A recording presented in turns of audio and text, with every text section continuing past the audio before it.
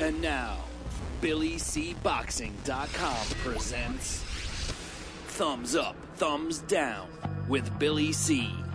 Here he is, BillyC. Hey, we're coming at you from the BillyC studio in Lake George, New York. I'm Bill Calogero, and it's time for BillyCBoxing.com's professional boxing's Thumbs Up and Thumbs Down for today. That's June 27th in the year 2012. Just a programming note, we will not be doing a thumbs up, thumbs down for tomorrow or Friday.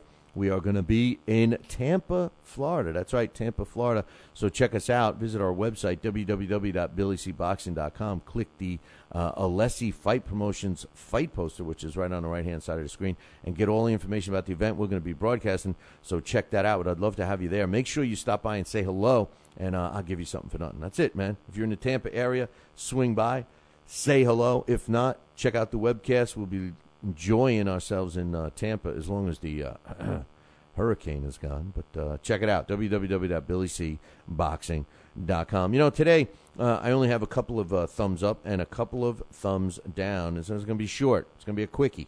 All right, so thumbs up first goes to Frank Warren, Ricky Burns, and Kevin Mitchell for putting together a great fight, not only in the UK, but for boxing in general, when Ricky Burns puts his world lightweight title on the line against Kevin Mitchell on September 22nd in Scotland. You know, I love when two young fighters actually fight each other.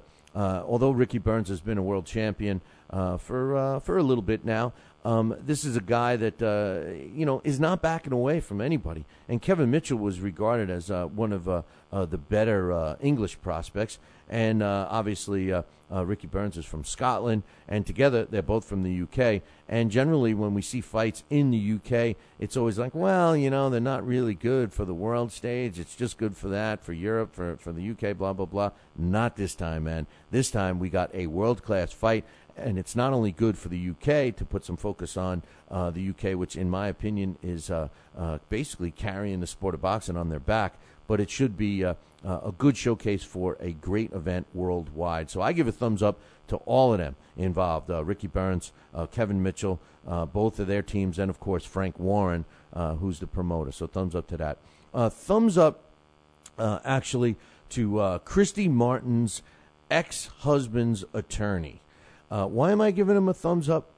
Because this guy was able to keep a straight face. He actually kept a straight face when he claimed that his client, James Martin, was acting in self-defense after the prosecutors presented their case when they charged James Martin had stabbed Christy Martin in the chest, sliced up her leg with a knife, and shot her in the back. And the attorney for James Martin was able to say with a straight face to the jury, yeah, he was acting in self-defense. To me, it's equal to somebody saying, yeah, man, this guy was stabbed 32 times in the chest, 60 times in the back, 40 times in the leg, and a couple of times in his hands. Man, that was the worst case of suicide I ever saw. Remarkable. This attorney was able to keep a straight face and present his case. Needless to say, James Martin was found guilty. He's doing 25 years, probably living out the rest of his life behind bars. So thumbs up to the attorney that actually kept a straight face. Whether he believes that his client was innocent or not, who knows? But I'm giving him a thumbs up because, hey, you got to give him credit for sticking up, for keeping a straight face on that one. Now, thumbs down. Thumbs down goes to, I really have one, but it's kind of spread out amongst a few people. It starts off with Roy Jones Jr. I'm going to give a thumbs down to Roy Jones Jr. basically for continuing his Hall of Fame career. I mean, this is a guy that clearly is going to be inducted into the Hall of Fame. But, the problem with fighters that linger on is that we have the memory of these guys in their last performances. And unfortunately for Roy Jones Jr., his last good performance was a long time ago. And whether he needs the money or whether he doesn't need the money, or, honestly, only Roy knows why he's continuing. Here's another case of a guy that does have a decent gig as a color analyst There's no reason he should be fighting. He's forced to fight overseas. He's fighting in Poland. He's scheduled to fight. He doesn't even know who he's scheduled to fight for this weekend, but he's over there, and he's continuing his career. I don't know what he's making for the fight. I don't know why he's doing it. But, man, somebody's got to tell him that it's over. Whether they are telling him that it's over and he's just not listening, somebody's got to grab him and really somebody that cares about Roy Jones Jr. and tell him, he's really risking his future health by continuing his career. It's terrible. I give Roy Jones a thumbs down for that, but I also give a thumbs down to everyone else that kind of helps him along, the media outlets that try to make it like he's still got something left, maybe some publicists, maybe his own team, maybe his management, if he's even got any management anymore. Anybody that's feeding fuel to this fire of Roy Jones Jr. to continue his career, I got to give a thumbs down.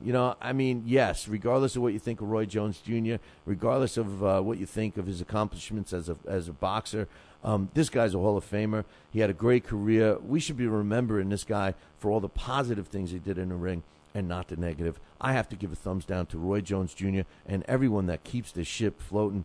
Yeah, it's time to say when, Roy. If you push that envelope too long, you may lose out on some opportunities you got going on right now. So thumbs down to Roy Jones Jr. Hey, man, that concludes our thumbs up, thumbs down for today and the rest of this week. We'll be back on Monday. You know what I like to say when it's all over? Ciao, baby.